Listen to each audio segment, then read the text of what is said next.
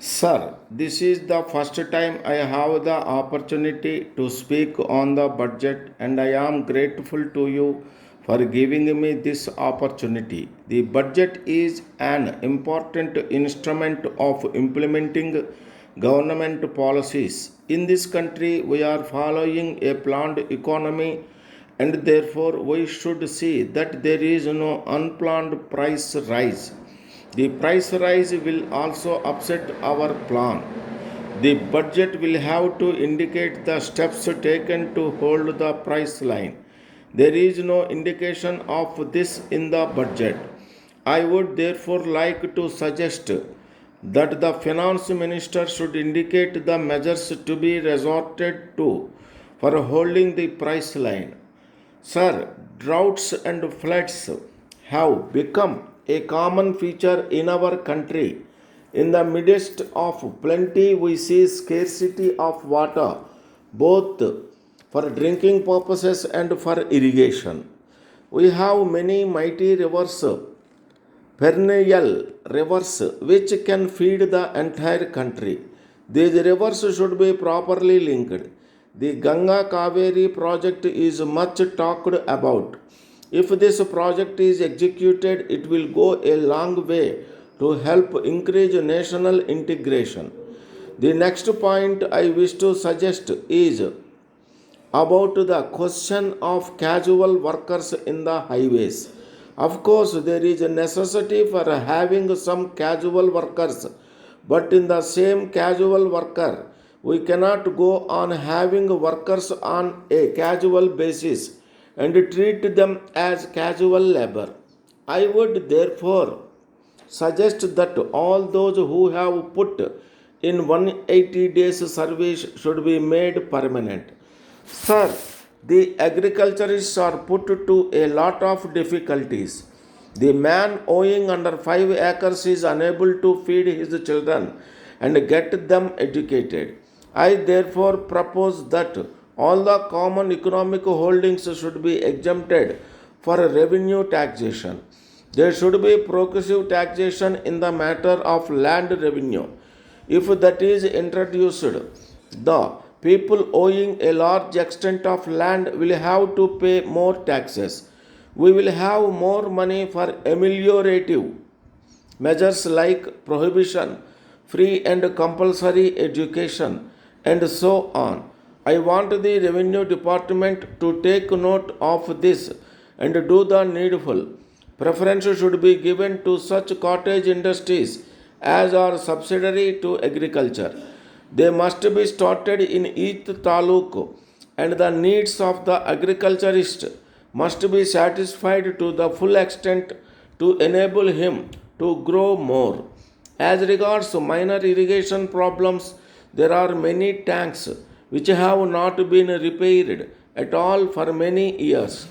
During the last cyclone, many of them have been damaged and they have to be repaired. A few have been repaired this year and the remaining are expected to be repaired early next year. Regarding village officers, I feel that they are the men that are very poorly paid. They have to shoulder heavy burdens.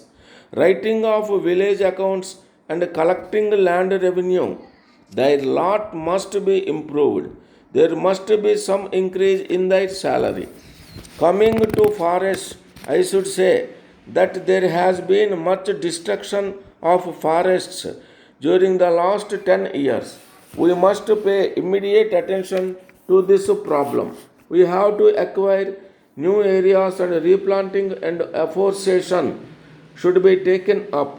We should not allow indiscriminate cutting of trees in the forest. I shall now deal with the question of the pay of teachers. For a system of education, well trained teachers are very useful. Much has been said about the need for raising the status of teachers. I also think that their status requires improvement and their pay also requires enhancement. I hope the committee, which has been appointed recently, will go into the matter in detail. In the field of education, The government have a creditable record.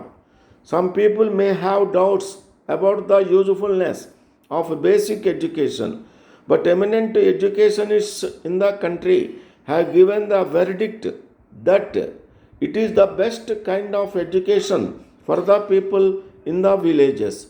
Nearly 80% of the people live in villages, and the children in the villages have to be educated properly.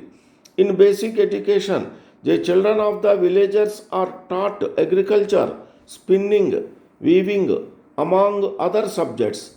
A knowledge of these subjects will greatly help to satisfy the essential wants of the people.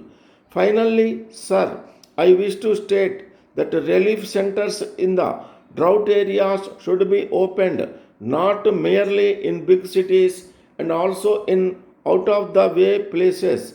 I mean, in remote village parts. The villagers have to walk long distances to get relief because the relief centers have been opened only in selected places. I would suggest that more centers of relief should be opened and arrangements should be made to supply the requirements in their own villages. We are in receipt of your letter of 10th May 1998 inquiring the terms and conditions for our wholesale agency. In reply, we would like to make the following offer to you as our wholesale agent in your town. On all cash transactions, we would allow you 10% commission, and on running accounts, it would be 8%. Of course, if an account be paid within 30 days from the date of transaction, we will be able to allow a commission, say, at the rate of 5%.